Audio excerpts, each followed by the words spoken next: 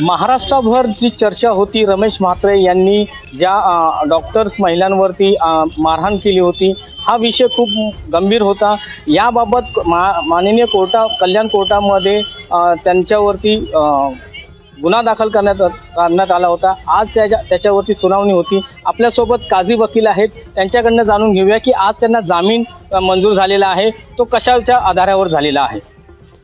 रमेश म्हात्रे यांची आपण बेल मेहरबान कोर्टासमोर टाकली होती, तर त्याच्यावर आयो आणि एपीपीचं से कॉल केलेलं. तर से कॉल केल्यानंतर आयो आणि एपीपीने स्ट्रॉंगली त्या बेल नामंजूर व्हावे असे आर्ग्युमेंट केले.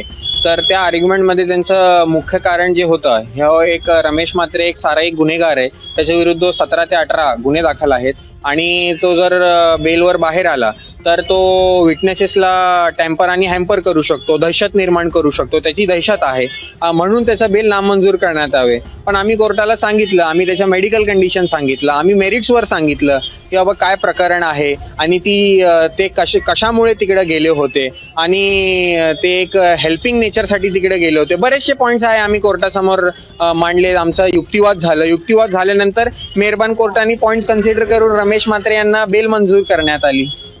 एकंदरीत जर पाहिलं तर हा सर्व जो विषय आहे तो नॉन बेलेबल आहे. मग त्या कोणत्या ग्राउंडवरती त्यांना बेल अप्लिकेबल करण्यात आली? आपण जर सेक्शन बघितले तर ते सगळे नॉन बेलेबल सेक्शन होते, काही सेक्शन होते जे बेलेबल होते.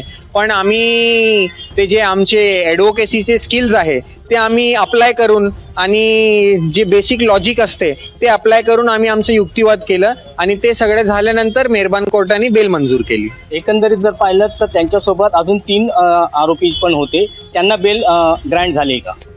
फक्त एकट्याची बेल टाकली होती आपण, त्यांची बेल ग्रँट झाली आहे आणि बाकी तिघांची जे बेल आहे ते जेव्हा होईल ते होईल. आपण जर पाहिलं तर रमेश म्हात्रे यांची बेल फक्त झालेली आहे, बाकीच्या 3 जे आरोपी आहेत त्यांची बेल झालेली नाहीये. प्रमोद तांबे, कल्याण.